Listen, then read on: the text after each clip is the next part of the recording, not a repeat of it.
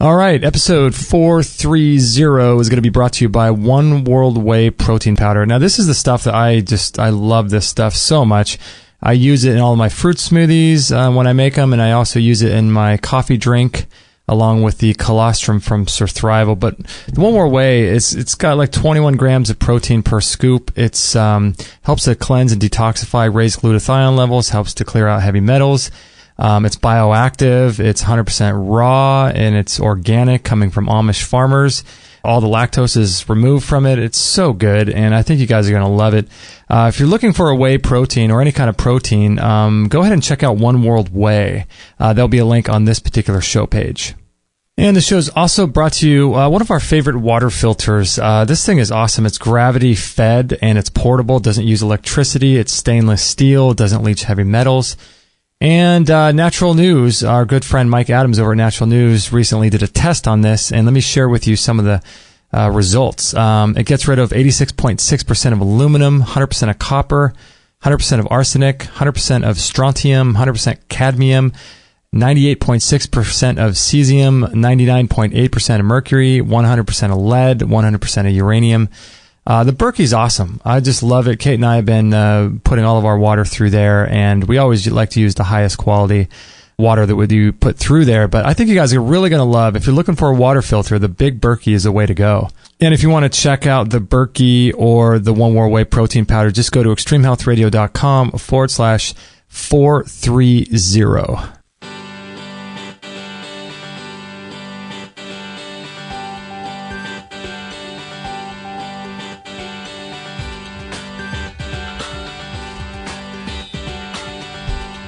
What's that? Is there music? There's music. And it's playing. I can't hear it, but you're bobbing your head over there. I have no earphones today. Bob and weave. Bob and weave. What's that from? Bob and weave. Never heard that before? Like boxers, you know how they bob and weave? Oh, yeah, I knew of that term. I just was blanking. That's what that is. Did I say bob and weave? Bob and weave. What's the hook? Jab and hook jab. Jab, jab, hook. What? Don't you jab, jab, and hook somebody in a fight? Oh, no, that's that book by Gary Vaynerchuk. Jab, jab, hook, or? Really? Yeah. But I thought he was saying it. That's how, like, somebody goes about fighting, no? Oh, yeah, that's Am I right. crazy? Yeah, they'll do a bunch of jabs, and then they'll do, like, a big uppercut or big hook or something. I know my boxing. Look at you. Was that boxing? I know my fighting. Is that SAG? That's SAG. Oh, brother. Oh, my goodness. Oh, brother. Well, here we are again on, this is episode 430, right? Holy moly. Holy moly. Holy moly. Yeah, 430. 430 shows. Jeez. Jeez Louise. That's amazing. Yeah, it's pretty good, huh? I mean, we've been doing this since 2012. Has it been since? You have since 2012. My goodness, it's been 2012, almost 4 years now. Wow. I feel like we should have more shows for this amount of time, no? Well, we would if we were still doing the crazy schedule. We couldn't keep before the 4 shows a week. Yeah, that's true. That's true. But I think 430 is a pretty good number. Well, we got a ton of stuff to get to. We got a bunch of listener questions. We have an iTunes review from our buddy Nick. I want to thank our latest patrons for donating to our show and to our cause. We appreciate that. Gene N, Adam G, and Cheryl. Should I say their last name? I don't know. I never know what to do. Just not. Not? I don't know. I don't know the right thing. You know what? I'm just going to say it. Oh, okay. Yeah, I'm just going to go out on a limb right here. Okay. Gene Nurkowski, Adam Gall, and Cheryl Winter. Thank you, guys. We're all out there on the internet anyway, right? Right. I mean, well, we're just grateful. I know I don't want people to think we're like in first grade saying, you know. Betsy R. Yeah. And Johnny L. Right. Yeah. Come sharpen your pencil. No, I want people to know we're grateful. I just don't want to feel like, we're exposing people's last names. But, I mean, I don't know. I don't know what the right thing is, but we're just grateful. So we want you guys to feel appreciated. Yeah, thank you so much, guys, for donating to us on Patreon. We really appreciate that. That's sort of how we, not sort of, it is how we pay all of our bills. And that's part of how we do it all. And your support is so greatly appreciated. And without your support, we couldn't do what we do. So we appreciate that a lot. I just want to, before we get started, I just wanted to let everyone know about some of the health summits that are coming up. If you're listening to this sort of, what's the right word? During the time that it's being aired, even though we're not live. There's a bunch of health summits going on, and if you subscribe to our newsletter, I usually let you guys know about those. And they're free. All these health summits are free, so all you got to do is register for these things, and you get to learn a ton of information from them. All right, so the first one, this isn't really a summit, but it's the Fit Life. Our buddy Drew over at fitlife.tv has just recently launched his probiotic line. And if you guys are interested in that, it's 10 different strains of probiotics. And I'll put a link. How about this? For these summits, I'll put a link on the show page. Great. extremehealthradio.com/430. We got the Culinary Nutrition Conference that happens May 11th. Ooh, what's that one about? I looked at it last night. I'll bring that up in just a second. We got the Vitamin Summit from May 12th to the May 18th, 2016. The Breast Cancer Prevention Conference from May 15 to May 20th, 2016. The Natural Cancer Prevention Summit from May 16th to 23rd. Longevity and Anti-Aging Summit, June 6th to the 13th. The Body Ecology is going to be launching a really great product that I can't really expose too much of it right now, but I want to let you guys know coming in June, in early June. And then Hashimoto Summit, June 13 to June 19. So if you know anyone dealing with Hashimoto's. Sounds like a way your dad would say it. Hashimoto's. That's coming. Sounds more peaceful though, doesn't it? Hashimoto. That's the very Zen form of the the challenge. Oh man, yeah, Healing Hashimoto's Summit. Great. So a lot of stuff, huh? Great. And we're in the middle of so the reason why you can't see us on camera is, number one, we're not filming it. So that would be a big reason. But number two, we are not in our new studio, and we just recently moved into a new studio, which you can see the very first video we did with Dr. Michelle Schrader. You know, I didn't mention her. I didn't say that she was a doctor on the show. I know, I realized that too. And she worked hard to earn that degree. So next time she's on, I'll make sure to refer to her as a doctor. Yes. But I think you gave her a shout out on the newsletter, right? Did I? I think I did, right? Yeah. I know. She's worked really hard for that. That was episode 429. So we have that on video. So we're going to be moving more towards videos. We're doing this show in our home studio because we can, and you're on your way to take a trip this weekend. I'm going on my retreat. Yeah. Gosh, I love it. My goal is, that'd be a dream to do once a season. Mm-hmm. It's pouring rain here, which never happens in Southern California, but I just feel like it's so great when you release expectations. I kind of was thinking we'd been having all this hot weather leading up to today and nice weather, thinking, it's kind of summer. I'm going to book this retreat and plan on doing some hikes and be out in nature a lot. And hopefully the weather clears up enough to do that, but it doesn't matter. It's really neat to be able to watch yourself let go of expectations and actually be excited to embrace whatever it is that's waiting there for me, including the rain, because I feel like it's like being sick sometimes and laid up. It's when you start listening. Yeah. Remember rainy day schedule in school? I loved the rainy day schedule. I didn't like it, but it was cool. It was a cool break from the normal routine, though. You wanted to go out and play, though? I wanted to go out and play. We would always watch those movies. What is that with the black and white movies with those kids? Our Gang. What is that? Did you? What was Our that? Gang. Was that the name of with Alfalfa and all that? Little Rascals. Little Rascals. Mm-hmm. That's what it was. Little Rascals. That's what they put on TV? Yeah, it was just like, the projectors back in the 80s and the whole, like, we'd all go into the cafeteria and eat our lunch and we'd watch Little Rascals. Oh, see, that's cool. We were in our classrooms watching different, like a little TV, and we always got to pick a movie or something. Oh, did you? That's probably why I liked it. Yeah. I loved rainy day schedule. I didn't like going out. I just don't like being wet. Yeah. But it's cool though. It's cool that you're going into this trip with a little bit of, what is it about people that causes them to be so attached? I used to be like this. Remember when we'd go to Australia? And I still would be like this probably. I'd be a little bit more evolved this time, I think. At least I hope. But, you'd have a 2-week vacation and the whole time it's just raining and drizzling, and you'd be in Australia and it was supposed to be summer and so you leave the winter here. And gosh darn it, you picked the wrong time to go to a foreign country to get some summer. But it is hard, though, isn't it, to just be accepting of whatever is and just being like, okay, this is my teacher and this is what I needed. If it's raining and I'm on a 2-week vacation and my expectations were to surf in the sun, then I have to give that up.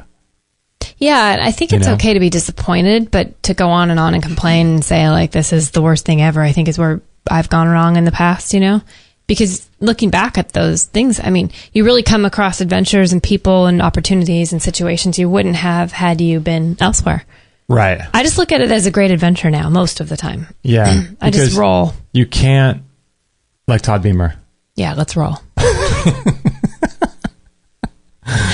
If Todd Beamer was an actual real person. Good old Todd Beamer reference there. Many people think he made that was his only reference. Let's roll. Let's roll. But yeah, like it's God really, bless Todd though if he was real. If he was real, God bless him. Yes.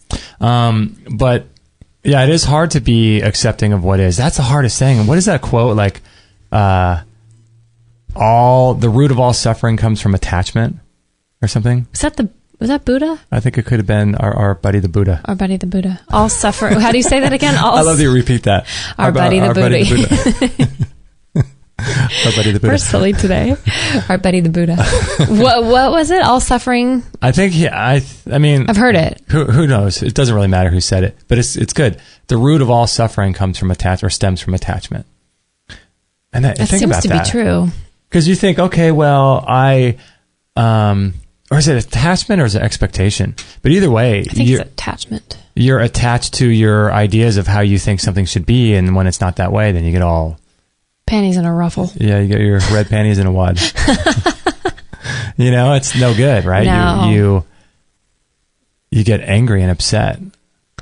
Gosh, that's so challenging, isn't it? Yeah, I'm still working. I'm nowhere near mastering that. But what would ruin this trip for you? Like you're going out on a little 3-day vacation here, and you're all excited about it, and you're looking forward to it. What would ruin it for you? At this point, nothing. That's what's funny. But what if let's say the roads got closed and you had to stay home? Right. Well, then I'd say I'm kind of at a cool place in life where I'd be like, well, then God obviously had a reason I wasn't supposed to be on that road. Maybe I would have died. I'd rather live my life longer than have it cut short because I wanted this so bad. It's like you don't know what you're asking for sometimes. Right. So yeah. I'd be disappointed, but yet again, I'd get over it a lot quicker. I get over things a lot quicker than I used to. Mm-hmm. You seem to too, for sure. But yeah. Not holding on to things. Right. Losing expectation. Like it'd be a disappointment to me too if like my girlfriends that I'm going with bailed at the last second or something, because my expectation has been for a month now since we planned this or whatever, is to go with them.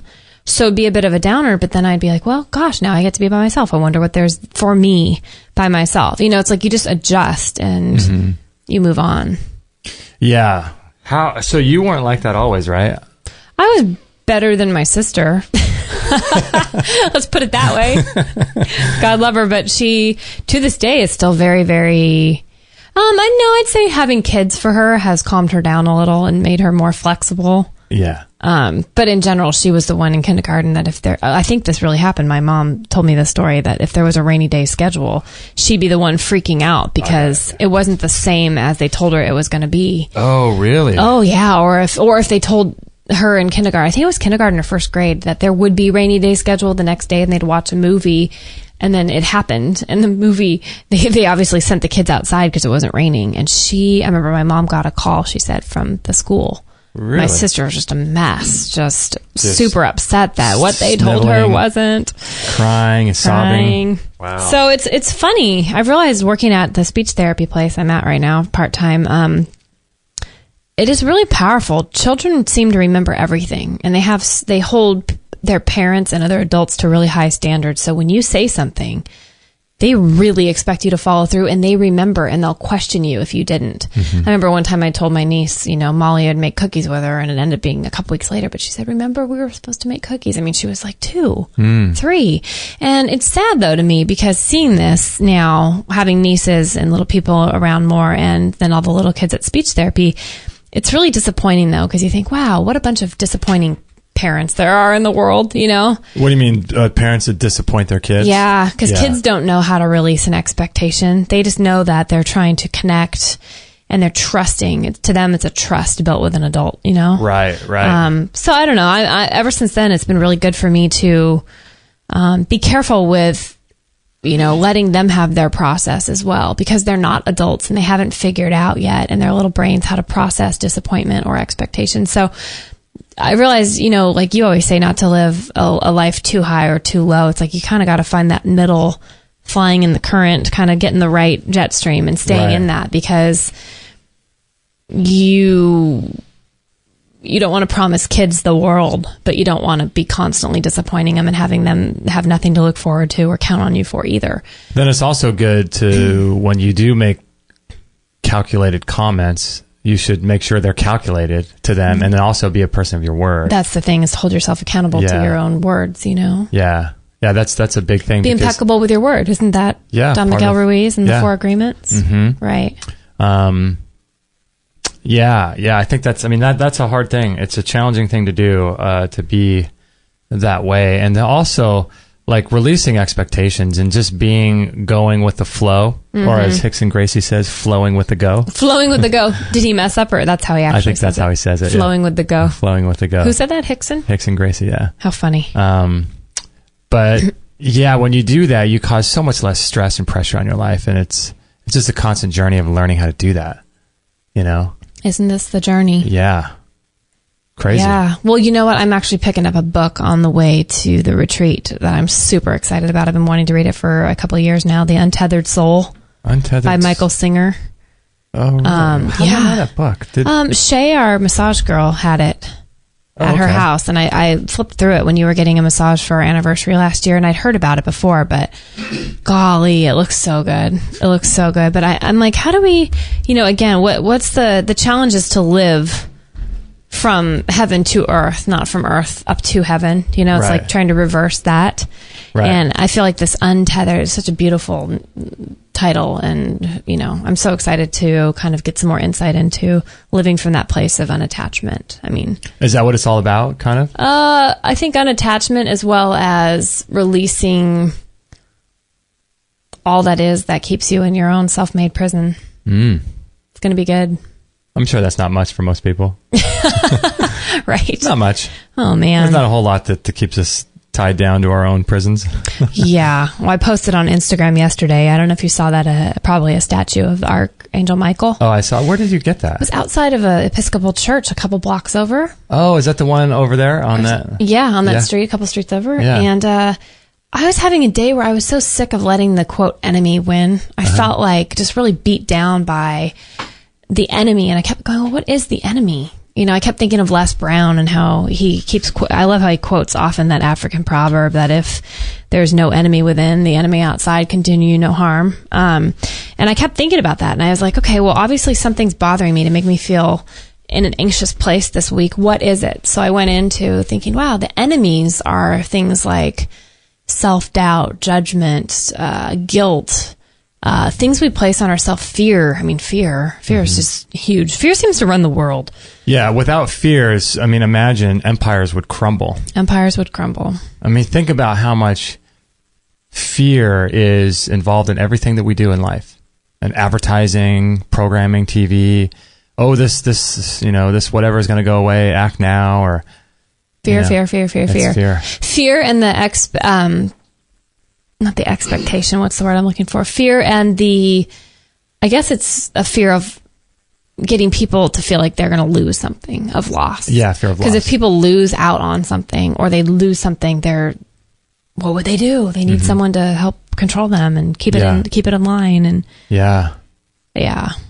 It's pretty wild. But it is true. If you don't have, I Instagram that basically with all the things of like, the statue is of Michael, the angel Michael, holding a sword, and he's stepping on what looks like to be a Satan character with wings, and he's holding a chain, and it's like he is seriously crushing the enemy by standing on them and having the sword drawn. And I thought, it's just such a beautiful representation of what the enemy looks like in our life. It might not be a little guy with horns on his head, you know, with a pitchfork. Right. It's those things. What did I hashtag? You said Saint Michael slaying dragons. Slaying dragons. No enemy against me shall stand. I love that. But I wrote about the fears. I put the things that are Yeah. What did I write? How I'm feeling today, crushing the enemy with a giant sword and defeating the enemy equals fear, doubt, self-blame, hopelessness, just to name a few of these real issues we face as humans on this journey we call life. Yeah. Loving the African proverb, when there is no enemy within, the enemy outside cannot hurt you. Yeah. Yeah, it's so true. Yeah. Yeah, most people, think of like the enemy outside of themselves, but man, we just we don't even need an enemy. We've been so perfectly programmed in our life to have the things within us that just hold us back, and they don't even need, it's almost like they don't even need it to influence us from the outside. They've already done it. Totally. And it's like having the prisoners, tattle on each other. Like you have this demon, also AKA the ego or whatever you want to call it, living inside you that just does it all for you. It keeps you scared and depressed and fearful. The battle's all between your ears, right? Yeah, man. Gosh, it becomes truer the older I get, the more I can recognize it. And the beauty of it, though, is that you can learn how to harness it and make them bow to you. Mm-hmm. You can turn those things around. Yeah. Hey, what did you think about, speaking of this kind of stuff, what do you think about episode 429 with Michelle LaMassa? LaMassa Schrader. I love her. Yeah. I thought that was a great episode. I'm really drawn to all kinds of things self-improving. Mm-hmm. I'm drawn to things therapy-ish, not really typical kinds of therapy usually. Right. Although, I have to say, I do want to stress that there are people I know that are completely helped by therapy, and it's been very helpful for them. I'm not bagging on it. I realized after that show, I hope I didn't say anything too disparaging against regular therapy. There is a time and there's a place for that in counseling, but I think it can just be taken so many levels deeper to find a lot more real and maybe faster healing than sorting through the same issues over and over and over. It's like, I love how she just wants to get to the root of it. And I find it interesting that a lot of it stems from our own lives, our own timings of our lives, and our families and the ancestry. Mm-hmm. Yeah, you didn't disparage. You just talked about that really great analogy that who was it? Sheila Hemphill. Sheila Hemphill. For those that are interested, Sheila Hemphill did a great show with us on the dangers of smart meters. But I think she mentioned this off the air, didn't she? I think it was off the air. So people, if they've ever listened to the episode, they're like, "What the heck is Kate talking about?" But yeah, I think it was off the air. But it was this idea that she was talking about how she went to therapy for many years, and she kind of described it as like, I think it was that, or she was I don't remember if she said it was she that went to therapy all these years, or if it was what she viewed therapy like and her experience of seeing how it worked for other people. Okay. I'm not sure, to clarify. Yeah, she just talked about how it's similar to like throwing up in a bucket, and then you dump the bucket out, and then you sort through all the stuff that's in the bucket and talk about it and look at it and analyze it. Then you put everything back in the bucket again, pack it up, and then throw up all over again, and just keep doing the same process and just looking at all the stuff. And recall healing is I don't know, it's different. It's way different. It's just like an alternative form of nutrition in a sense. I mean, on a deeper level, like if conventional therapy is like eating the standard American diet, then recall healing is like alternative nutrition. It's just a alternative way of doing the same thing. Yeah, of working on yourself. Yeah. Working and really, really slaying them and putting them, the dragons, and putting them to bed once and for all. Because I feel like a lot of therapy that I've done in the past hasn't got me to lay these things to rest. The things that have been the most helpful to me to really overcome hard year-longs or decades-long issues are the things that are a little more alternative, a little more funky, a little bit more out there. But let me tell you, it really has worked better for me. Yeah. And what's cool about it, too, is, excuse me, my gallbladder. I had to burp. Your gallbladder. I wonder what recall healing would have to say about that. All right, I should get the book. But in recall healing, it's cool because they look at everything in the exact opposite of how we look at it. And so the actual disease itself is the healing that the body's going through. So it's a wild concept when I first heard that. Yeah, I've been doing some stuff with Dr. Richard Massey lately, and he keeps saying that, like, how is it? So instead of saying, like, how come my body is creating these hives, say, for example? People will say, oh, I've got these hives. Why is my body messed up? My body's all messed up. I've got these hives. But what he would say is, like, how incredibly smart is my body to create such a condition like hives that actually protects and heals me from something bigger that's going on, so that I don't have to deal with whatever that is. And so that's a huge, way different way of looking at any kind of sickness, because it actually gives you a little bit of power. You know, it makes you think, okay, I've got this rash, or I've got this, I had a heart attack, or I've got this incredible headache. Wow, my body is so infinitely smart that it would rather give me a super painful headache than having to manifest a disease that's really going on right now that would actually kill me.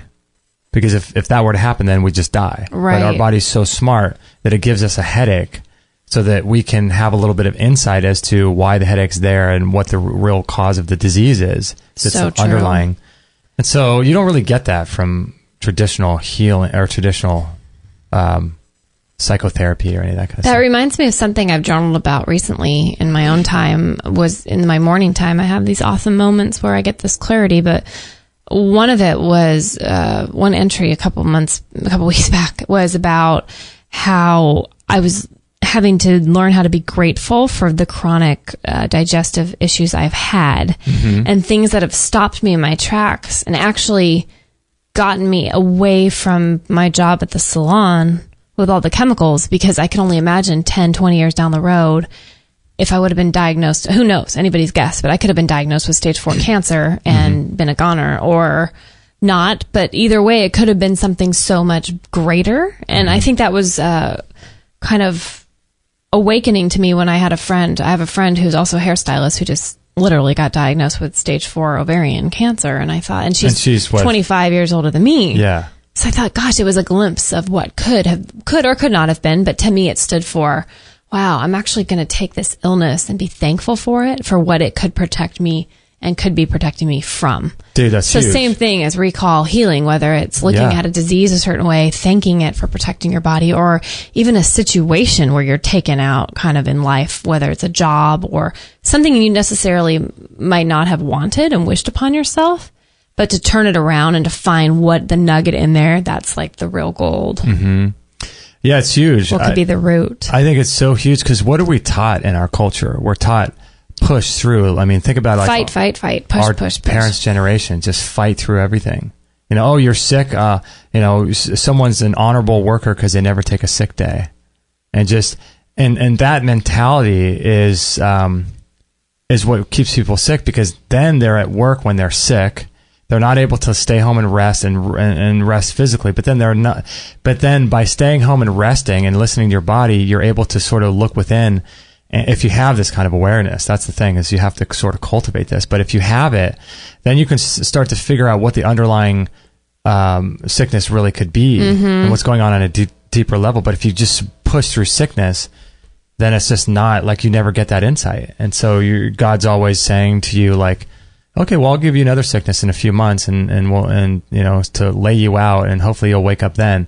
But then you fight through that, right. And then you fight through each one, and then all of a sudden, I know, it's just no good. I love how Lissa Rankin was saying in her books, just about how first the body sends whispers, you know, and then it'll start screaming at you eventually, because it has to. It has to be heard, and either we hear it and we change, or we don't hear it at all and we suffer, or we hear it and we ignore it and we suffer the most. Yeah, it's a hard thing to come to terms with, though. I think of just, it truly is untethering yourself and letting go of everything. Because think about you know, because I always like to look at someone who's 20 years older and just say, okay, do I want their kind of health? Do I want their kind of finances? Do I want their kind of life? Did they marry the wrong person? Good or bad? Do I want these things about these people? Right? Yeah, I look at people, and if they're 20 years older, I kind of just analyze them and see and compare and see if like I want because if I do whatever they do, I'm going to have what they have. Totally. So, do I want what they have? And usually the answer is no, right? And so then it's like, okay, well, what do I have to do now on a consistent basis that will prevent me from getting stuck in their spot? Right. You know, and so you think about you. And I mean, this leaving your job, like, you had to do that. I did. It was huge, though. You had no choice. I had no choice. You're getting too sick from it, and you were having all these symptoms, and And I knew too much. It's because like the whole Oprah, when you know better, you do better. I knew at this point from this journey of what little I had been on the show, but hearing you all these years talk about chemicals and stuff, it's like, I knew better. And it's so hard to show up and do something when you know better. But like Oprah says, when you know better, you do better. And I was like, how can I go into this purposely? Because you'd come home and I'd just be talking about chemicals. How was your day at work? Oh, good. I did a bunch of hair. Great. What kind of chemicals did you throw on people? Or do you know walk in the door and I was mid-conversation to nobody about chemicals. Yeah. Bleach just kills your thyroid, talking to yourself out loud. You're funny. Yeah. No, but hearing you, not even just chemicals, but health, I should say. Yeah. And becoming aware of what goes into what we put into our bodies and what we do to ourselves. And in the name of $1. Stupid, right? Stupid. Yeah. I mean, my gosh, if, you can't undo the past, but man, if I would have known all those years earlier, I came home with black palms. My palms would be black from having washed someone's hair color out and not wearing gloves and not protecting myself. And it was all for money because everyone's so desperate to live and not, have their worst fear, which is ending up on the streets, actually happen. It's like, wow, I didn't treat myself the way that my body desire to be treated. Yeah, totally. So you learn. Yeah, that's good. Yeah. Hey, what do you think about our buddy Doug Kaufman, episode 428, about fungus and cancer? Yeah, I was trying to find a sentence in my head. And guess what? There's someone on our Facebook account. I posted a video about people eating avocado seeds and how to dehydrate them and then blend them and dice them up and then turn them into a powder. And then someone on Facebook said that they have a fungus on there. On the pit? On the pit. Oh, great. And she said that it's not toxic or anything, but there's a fungus on there. So so I replied to her and I said, you know what? I need to ask Doug that. Did you? Not yet. No. Oh, I'm curious now. Yeah. About fungus being on the avocado pit, but it kind of I don't know. It makes sense when you think about it in the way that it's kind of like a nut.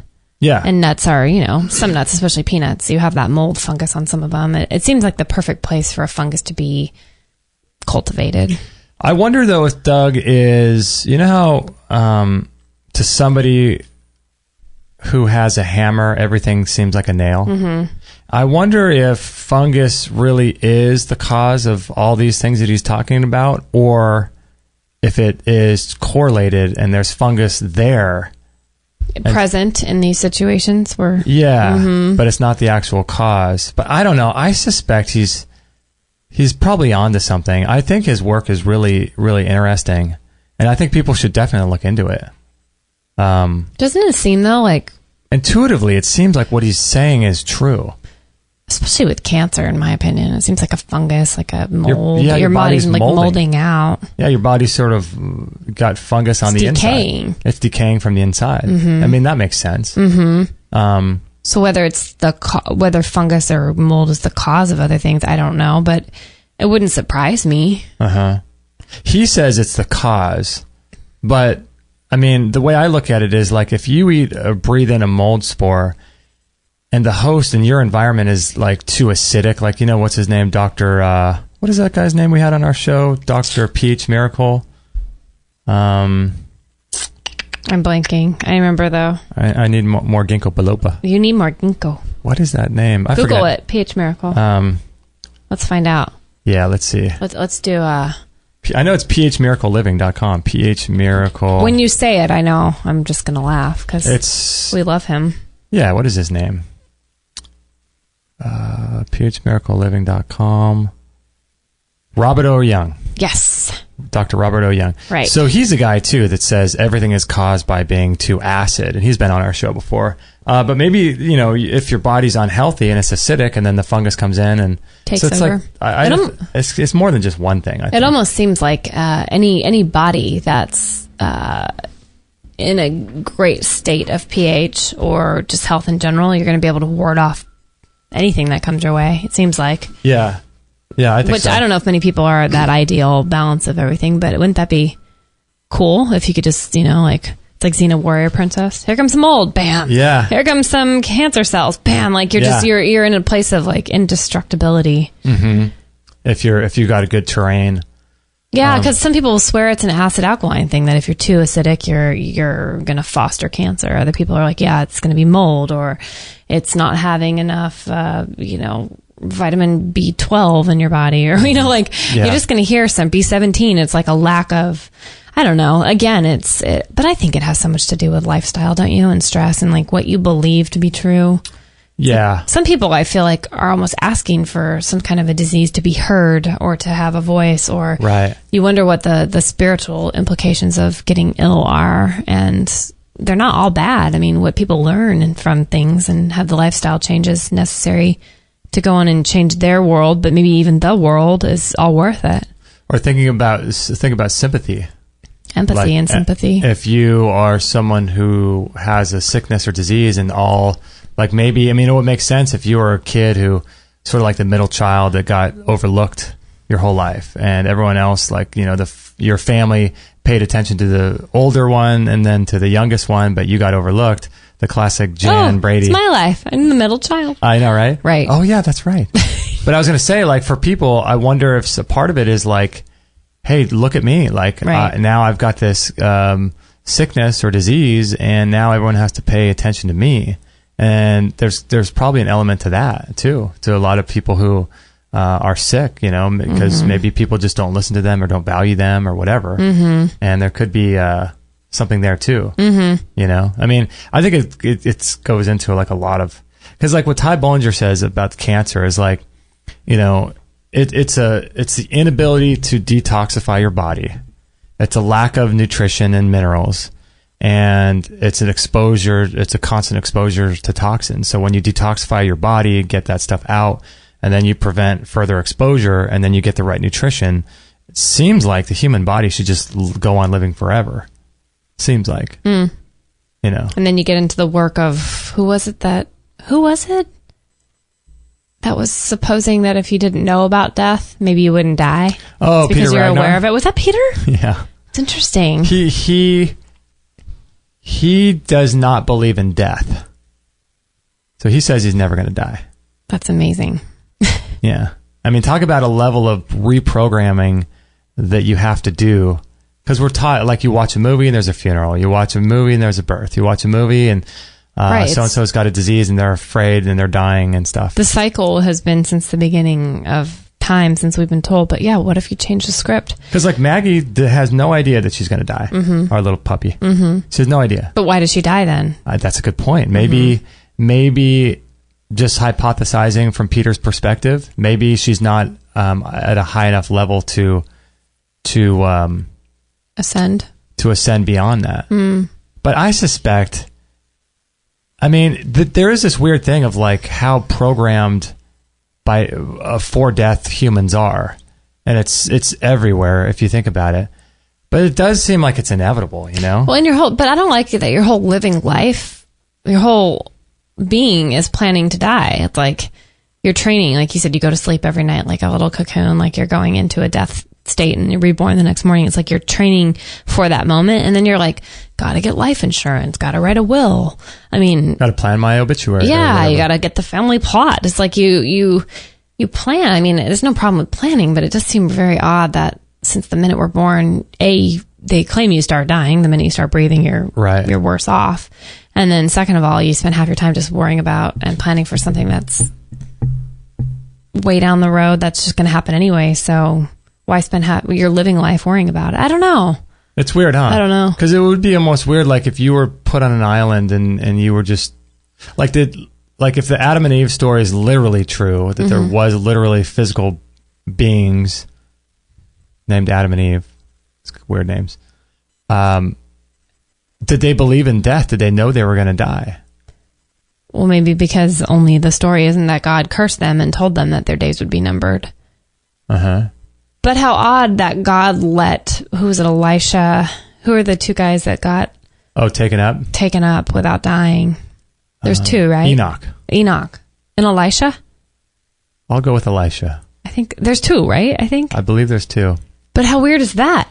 Because then it's not true. If that's true in the Bible, then it's not true that everyone dies. Not every man dies. Yeah, you got it. Yeah, that's right. So what is that? So is it that they made a deal with God and they're like, hey, I'm going to live this holy life if you give me eternal life and I don't ever have to do a physical death. And God says, okay. Or did they know ascended, or they weren't even aware of death. And so they were like, I'm not going to die. So they didn't. Wow. That's weird. See, those stories are weird. So it's funny that you say that, because that's true. Because let's say there's 700 trillion people that have ever existed on the planet, just for a nice round number. 700 trillion. Let's go with that. But let's say there were, and if only 2 of them that happened to, and if that's a true story, then you cannot definitively say that it's true that every person dies. Totally. Even if one person doesn't do it, then if one person, who's to say that, if God was responsible for them not dying, who's to say that Peter Ragnar doesn't have some insight pact with God? Yeah, well, that's going to happen too. Right. Well, maybe that is happening. Like you tripped me out the first time you said, well, what if that's happening right now in the hills of Mongolia or something? There's some monks. Oh, yeah. Who knows? They could be thousands of years old. Yeah. Or even hundred. I mean, maybe people, but honestly, like, I can't imagine historians who are Christians studying the Bible and thinking that, I mean, obviously they wouldn't say it's an average daily occurrence, but from a historical and sensical point of view, to say that someone was taken up, a couple people just disappeared or were taken up by a chariot, or like, that's bizarre, right? That's really strange. Enoch. I think there was 2 of them. Let's see. Enoch being taken to heaven. Hebrews 11:5. Let's see, BibleHub.com. By faith, Enoch was taken from his life so that he did not experience death. Quote, he could not be found because God had taken him away. For before he was taken, he was commended as one who pleased God. What? What does that mean? But was it Mary also supposedly like the most holy? Like, I mean, God picked her. She was in God's favor. There's been a lot of people who had God's favor. So what kind of deal did he make with God, or why was he... Yeah, because you have to say that, like, obviously God favored Mary. God favored a lot of people. Yeah. Right? Was Elisha one of them too? Why did God take Enoch and Elijah to heaven without them even dying? Answer, according to the Bible, Enoch and Elijah are the only 2 people God took to heaven without them dying. Genesis 5:24 tells us Enoch walked with God, and then he was no more because God took him away. Dun, dun, dun. That sounds sketchy. Dun, dun, dun. Dun, dun, dun. 2 Kings. He walked with God and then he was no more. He was no more. Interesting. What does that mean? I don't know. Like, what does that mean? Did he just go home and they couldn't find him anymore? 2 Kings 2:11 tells us, suddenly a chariot of fire and horses of fire appeared and separated the 2 of them, and Elijah went up to heaven in a whirlwind. The original Hunger Games. I envisioned them coming into the arena. Woo. Why was there a whirlwind? What's this? Why did he need a chariot? I mean, that's cool. And is there something that with the whirlwind, like the you know how water's structured? Mm-hmm. Maybe his body became structured. Maybe he structured himself. Maybe his cells became connected to God through vortex action. See, I tell you, it might be complete craziness, but when you read the Bible with an open mind and you ask questions, you can kind of like wonder if some of this stuff isn't hidden in plain sight. In a whirl, I mean, why does it choose to use the word whirlwind? And right, it wasn't like he got in his chariot and the horses flew off. It was like he got in a chariot with horses, but then a whirlwind picked him up. But is it possible that whoever wrote 2 Kings 2:11 was just crazy? Probably, maybe. Enoch is described as a man who walked with God for over 300 years.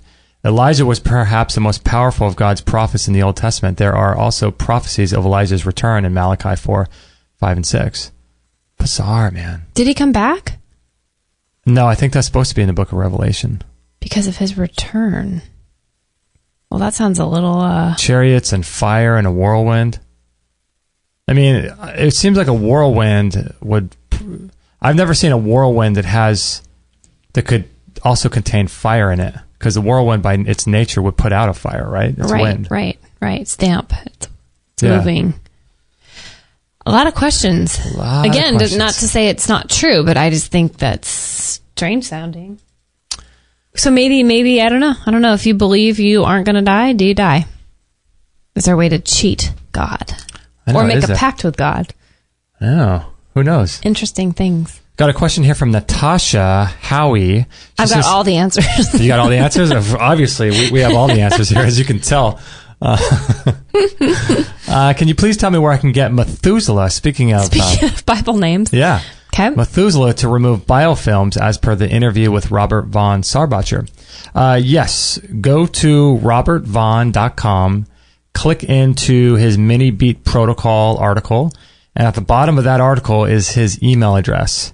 And then you can find or email him and ask him if he's still selling it. I'm not sure where to get it. I've never taken it myself. But thanks, Natasha, for the email. And that is Robert Vaughn's email. And so you can ask him where to get. People are always interested in the Methuselah. There's a couple. I feel like there's been a couple products over the years. There's that one, and the biofilms is huge. Biofilms is huge. There's another one that people always ask about in emails, and I'm blanking where to get some other kind of.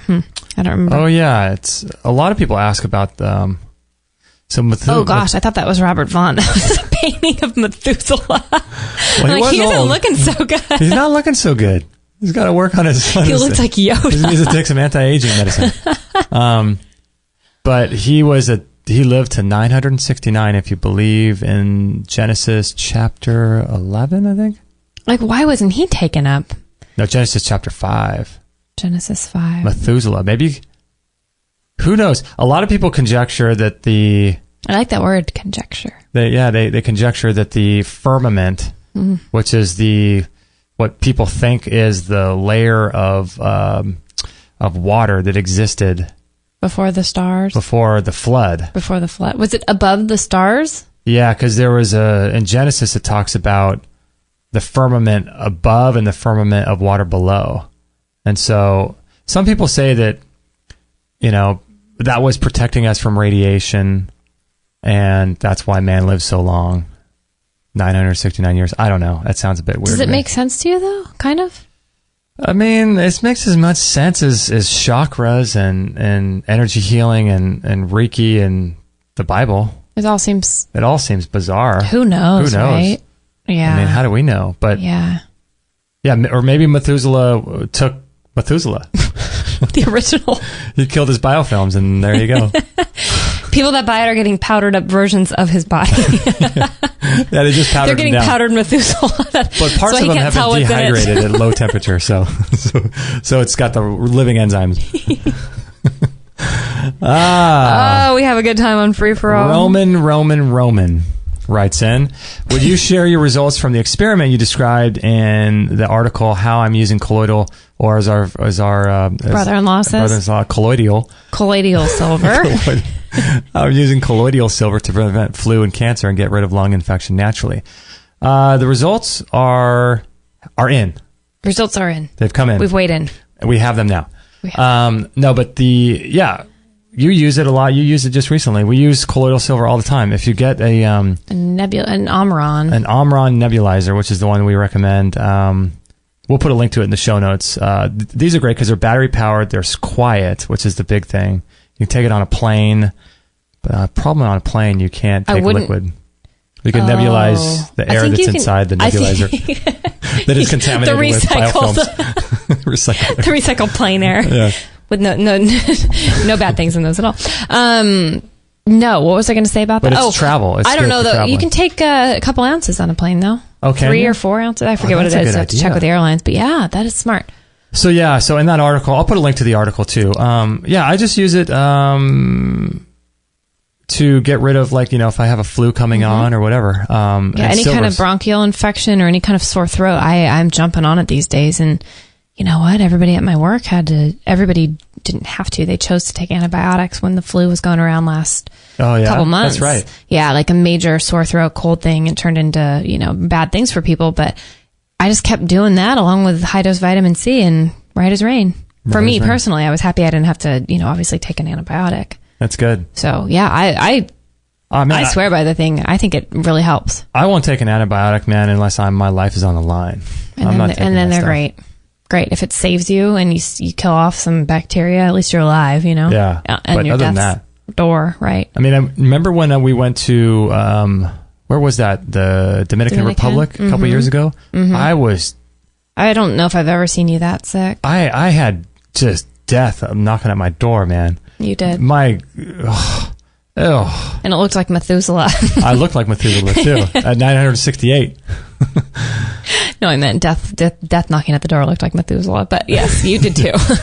Yeah, it was horrible. That was bad. I had a lung or a throat infection that and I just waited it out, man. I was in there. I was sick for a few weeks, but during the worst week was when we were actually there, and I'm not taking that stuff. I'm not taking antibiotics unless I have to. We made it. Yeah, we're alive. All these things that other people have had to quickly take antibiotics for, we're still here. And we're probably way stronger for it. Our systems it's like breaking a fever or overcoming any kind of other, obstacle with your health. It's eventually your immune system's going to thank you for it. Yeah, you're stronger. It's like going to the gym for lifting weights for, 3 weeks straight with no break. You're going to be thrashed, but ultimately you're going to be stronger. Absolutely. Yeah, the Omron's amazing. I feel like the jury's in with the colloidal silver, and it has helped us stay the term well. Is colloidal. Juanita writes in, "Hi there, and thanks for your concern. I was told 5 years ago that I had breast cancer, but the second opinion I got said it wasn't so. Nonetheless, since then, I have developed a large lump on my left breast. There's no pain, so I just think it could be from the marker they left inside my breast in case I would have had the surgery. I'm afraid sometimes, and I can't talk to anyone about it because they don't understand why I will not have the surgery." Gosh, isn't that so? I almost wonder if people ever get sick, if it's best just to keep it to themselves. Yeah. And not, I know the more I talked about when I was really in the throes of my illness, when I would tell people at work, all it would take is them to be like, "You don't look so good. What's going on?" And I would just spill way too much of my life. You just throw and then all I over. owned it. It's like it derived power from it or something. Yeah. I wish I would have kept it to myself. Because then you start getting everyone's opinion and what you should do, and here's the antibiotics that work for you. It worked for me. And she says here they don't understand why I will not have the surgery, so I just try to help myself and pray. I listened to your show and learned about the Biomat and the Sauna. I'm confused as to which one would benefit me more. My husband has diabetes and currently receiving dialysis 3 days a week. Wow. I would like to help him also. Any advice you can give would be appreciated. My older sister died from colon cancer, and I refuse to be a guinea pig. See, this is good. It's encouraging to listen to your show and hear your story. Thanks again, Juanita. Yeah, see, this is awesome because it's showing that Juanita is an awakened person. Because how many times have you seen people that this is the most bizarre thing to me? Someone has a dad that drinks themselves to death, and then they just repeat the process. It's bizarre.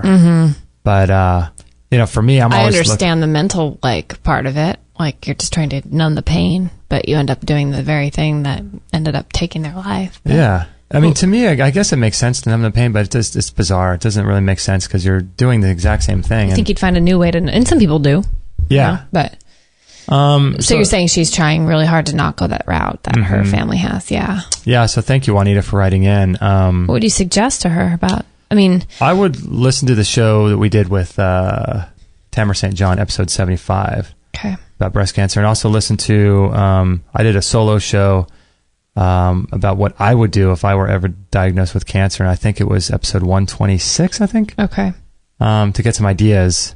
And also, is it what's the Phil Wilson one about the sauna? Because I'd love for her to know the differences between the sauna and the Biomat and the things that they help. Yeah, the sauna... Well, you have a lot more experience. I do the Biomat, but not as often as you do. Right. You do the Biomat a lot and the sauna a lot too. I love them both. The problem is they're both so different. It's hard. We get that question so many times. Well, if I'm going to buy one, or if one's going to help me more than the other, and it's so hard because physically, I feel like the release happens in the sauna. I love to feel the sweat, feel that I just feel good, like toxins are out of me and I'm cleaner for it. And I'm making, headway by helping my body eliminate those naturally. But, there's something magical that happens too on the Biomat. It's magical and it feels really healing. And I don't know why. It's probably just the presence of being on a warm bed of crystals. Not at all to cheapen that crystals themselves couldn't just heal somebody. I don't know. Right. But my gosh, it's so comforting on top of all the other therapies. You can sweat on that thing. If you lay on that thing long enough, you will break a sweat. It takes a while. Oh, yeah. So it feels really healing, but in a really different way. See, it depends too on how you want to use. See, the Biomat is awesome because it allows you to direct the heat to specific parts of your body more effectively than the sauna. Mm-hmm. And it's a little bit more, what's the term, able to be used in different situations. So the Biomat, like you can read books on it, you can meditate on it, you can do stretching and yoga on it, you could sleep on it, put it in your car and drive with it. So it's really versatile in that way. The thing is, for me, I don't like to be hot when I sleep. Mm-hmm, I mean, you can turn it all the way down to low, and it might be great to do if you live somewhere cold or you don't have a lot of blankets or something. Mm-hmm. Right. It's like an electric blanket, but you're not getting fried. Yeah. You're getting the opposite. You're actually, from what I know, getting infused with healing and the light and energy. Light. And it's coming through the crystals, which is really cool. Mm-hmm. You're getting a really natural source. And it's really cool because it allows you to direct the heat to specific parts of your back, like if you have back pain or back issues, or if you have like a chi machine, or if you have anything like that, you could do that while you're on a sauna, or you could listen to like audiobooks. Oh, I'm sorry, on the Biomat. On the Biomat, right? So it's a little bit more versatile. Personally, I would have to lean a little bit more towards the sauna, but the Biomat is cool, man. I know it's hard. It's so hard because when I go in the sauna, I love to watch a documentary or a talk show or something, right? Right. But on the Biomat, something happens around the 20-minute mark where you just shoot off in some other dimension. It's the magical 20-minute mark. Yeah, you're laying there and nothing is. It's just like, what is this? Just a heating pad? Mm-hmm. There's nothing special about it.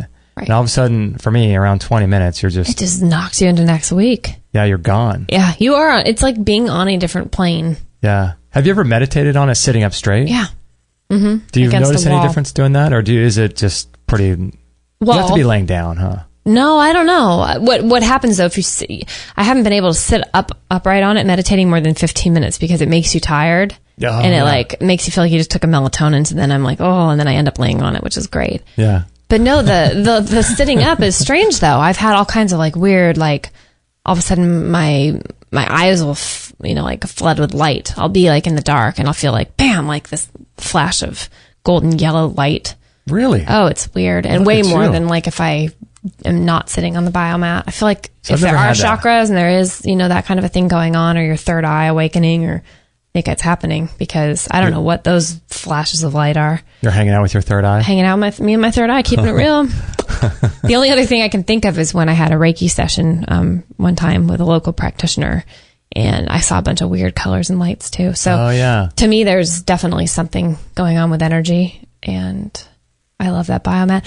All I can say is I'd be sad if we all of a sudden didn't have either one of them. I'd be really sad. You don't need them to heal, but man, do I love them. Yeah, they're awesome. They're great. Just so cool. The sauna, I would lean a little bit more towards the sauna, just for me personally, because it's something about like you go in there and you get your own time to yourself, and you can watch something really cool, and you can get away from, if you have kids, you can get away from your family and friends and just have a little bit of peaceful time to yourself. Right. I really like that, and I mean the Biomat would do that too. But I feel though like the sauna, it feels like you're really moving stuff out. Mm-hmm. Yeah, it does. That's what I feel like. You're making headway. It feels like you're regaining your health every time you do it, even on a just in your head, right? Because you're wiping off the stuff that's coming out of your body and releasing. It just feels really, really restorative to me, and like you're cleansing. That's how I feel about it. But. Yeah, and Juanita. And just know that you don't need either of these two things to heal, but they do help. They help sort of speed up the process of healing. If you guys are interested in learning more about them, they're on our website. You can check them out. As far as breast cancer, let's see. We'll end on this question here. I would listen to a show that we did with Lisa Callison, actually, because she does a lot of work with thermography. And many women are sort of browbeaten into getting, what are those scans, breast cancer scans? Mammograms. So that's something to look at as well. And there's also a Navarro blood test. I'm sorry, not a blood test, but a urine test. And it tests your urine for HCG. And the only reason HCG would ever be in urine is if there's the potential for cancer cells to be there. So it's a great way to do a cheap cancer Is test. that a cheap test? Through urine, yeah. How do you get the Navarro? We'll put it in the show notes Okay. of this page. Got it. So those are some ideas. And then listen to the show we did, episode 75 with Tamara St. John. No, right. Yep. 75. Got Hey, it. One last thing before we go. We got 2 minutes. Okay. How do you like that book, Reincarnation and Christianity? Put me on the spot here. I find it to be I feel like I'm reading a thesis. Yeah? I don't know. Reincarnation is something that's very fascinating to me lately. Yeah? I was turned on by the name of it probably like last year, and then you got it for me last Christmas. Yeah. And I just started it. I tried it at Christmas time, and it just wasn't resonating. I thought this is like reading a horrible dissertation or some kind of crazy paper by a scholar. But I'm just drawn back to it. And now it is a hard read. It's a heady read, but he's writing it in such a way that, I mean, he's a professor and he's a super brilliant man, and he's not taking sides. He's just putting information and facts and studied material out there. Something I didn't grow up really thinking about. And nope. And when I heard about it, I just thought it was totally wrong. But he's asking, why can't they exist within Christianity? What is it? So I'm only a chapter in, and it's heavy, but yeah, I'm interested. I haven't made up my mind. Interesting. And maybe I never will. How are you liking Soulcraft? Soulcraft is good. It's good. He's talking about like the journey into the soul and the difference between soul and spirit, and you know, the quest of journeying inside of yourself to find the core of who you are versus like going out and living in like sort of the hay house kind of world, you know, like where everything's great and everything's, you know, happy and all that.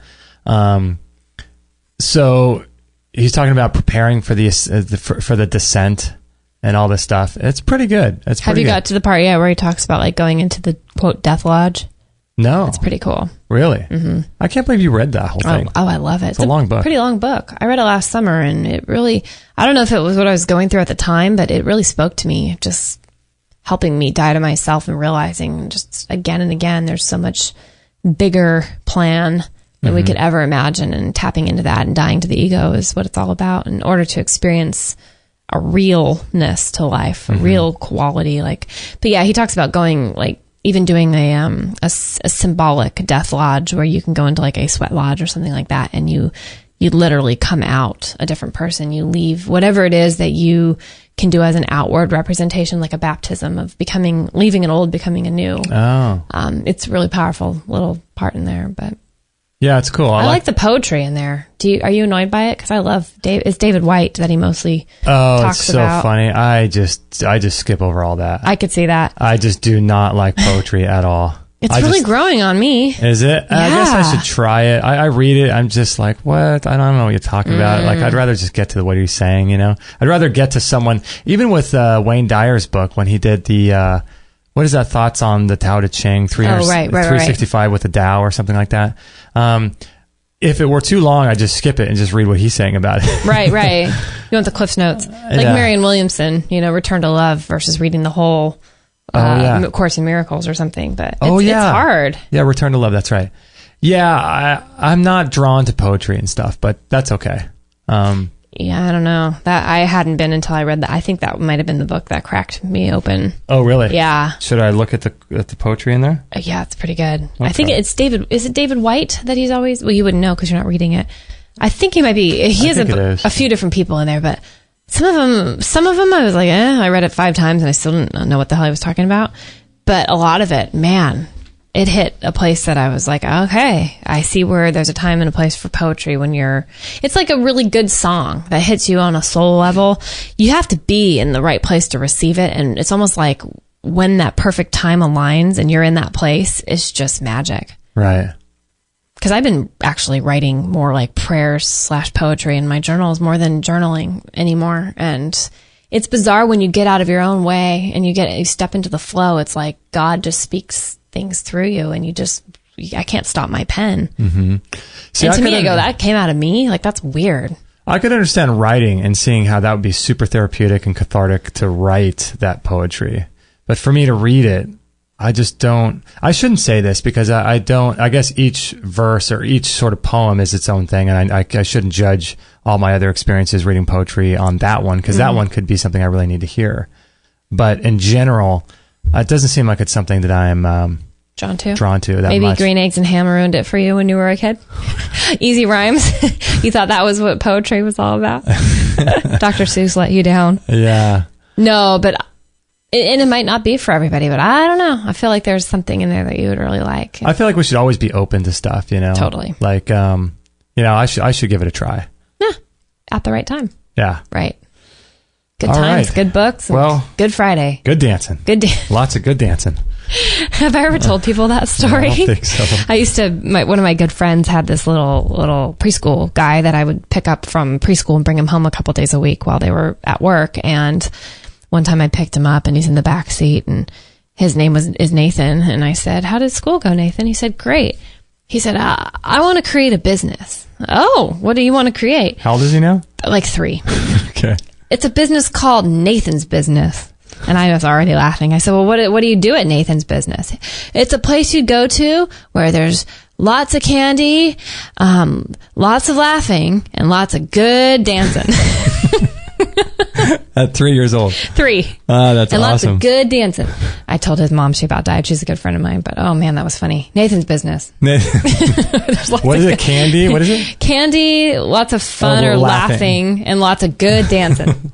I love it. It couldn't have just been dancing. Yeah, people are going to, pay for that? Lots of good dancing, right? That's his business. But actually, I thought about that. I'm like, how cool. What a childlike thing to say. And that was like, wouldn't that be rad if we could all have businesses flow out of us that were creative and fun and other people just wanted to support them? I know. Like, how rad would that be to go to a place where there's candy, dancing, laughing. And laughing? I mean, who wouldn't want to go to a place like that? People would pay top dollar for that. Well, who was it that's basically a bar. Well, yeah, you're right.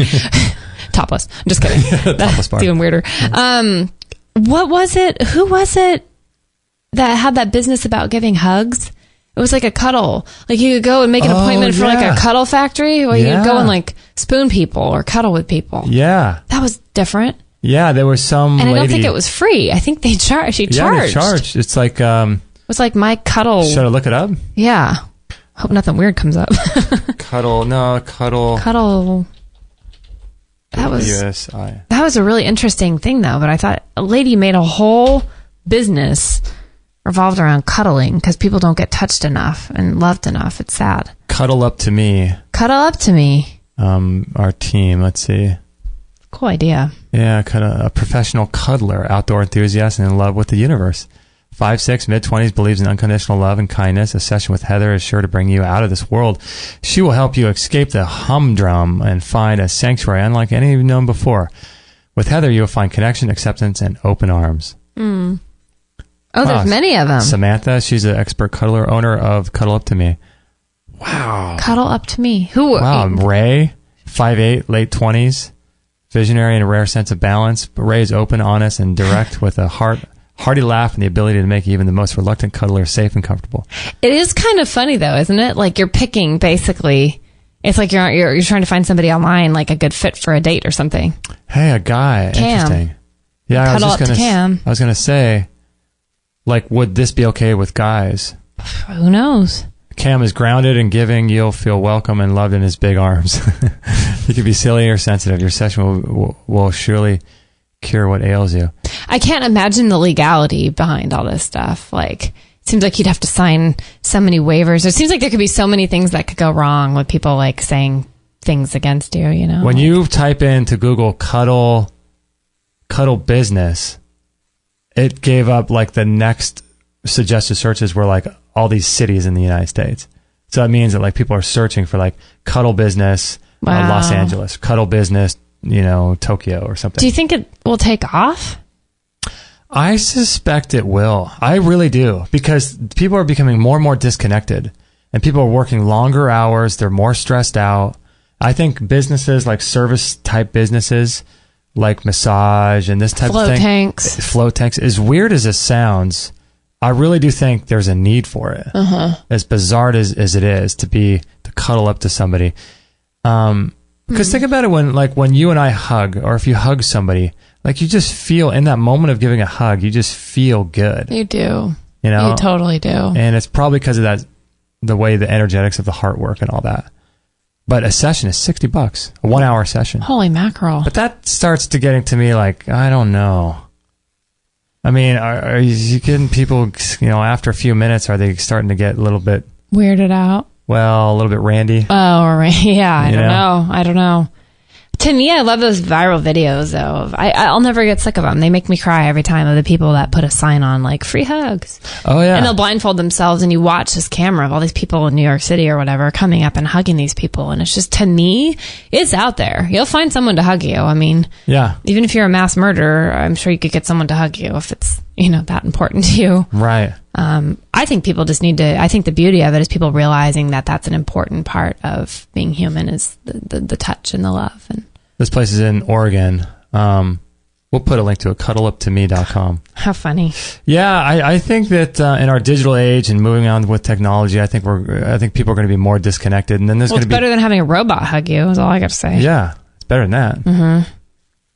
There's a time and a place. It is better than having a robot hug you. It is. Yeah. Yeah. Why were you laughing? No, it's just bizarre that it's a weird world, right? Yeah, but I mean, think about people that are like a single kind of a guy or girl who's like maybe 50 years old, or, you know, just a sort of corporate executive, or kind of working a job and doesn't have time for relationships or can't connect to anyone. Doesn't really have any friends, and their family's either dead or not around, and they kind of live like a loner existence, and they go to work every day and they come home to an empty apartment or an empty house with no dogs or friends or anything, and then they spend their nights alone and they work basically alone. I mean, could this somehow appeal to someone like that? I'd have to think so. Yeah, for sure. You know?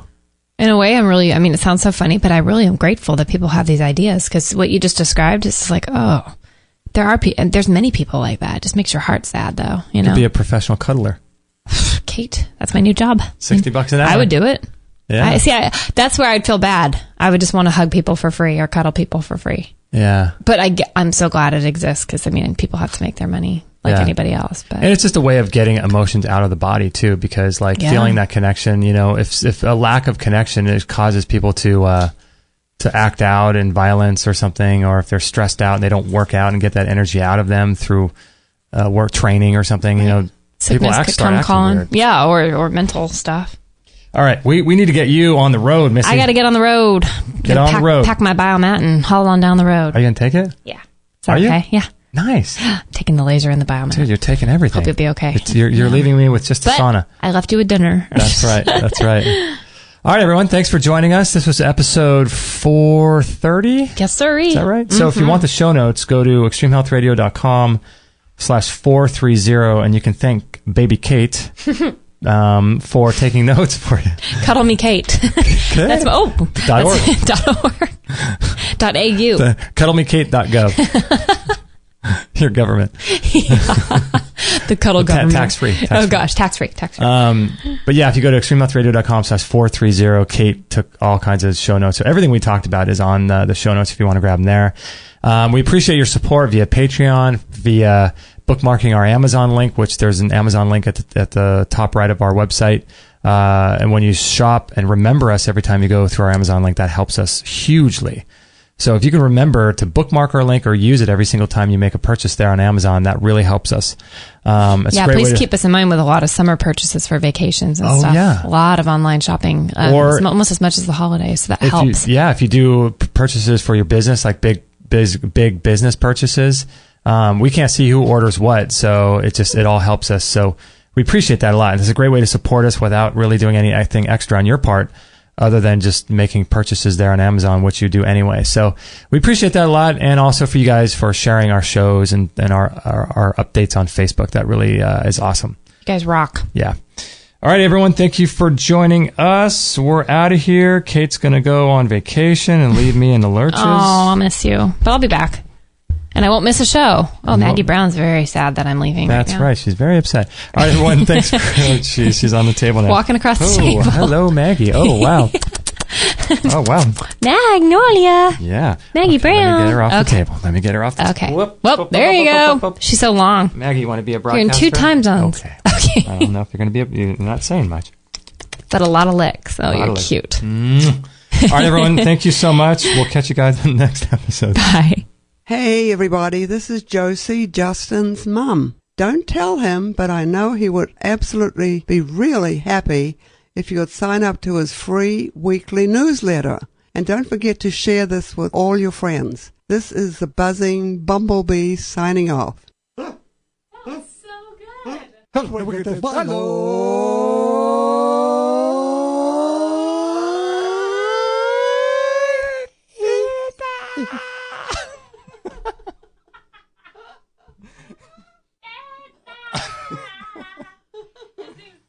Oh my gosh.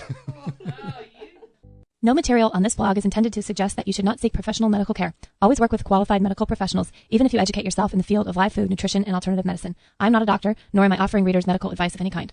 None of the information offered here should be interpreted as a diagnosis of any disease, nor an attempt to treat or prevent any disease or condition.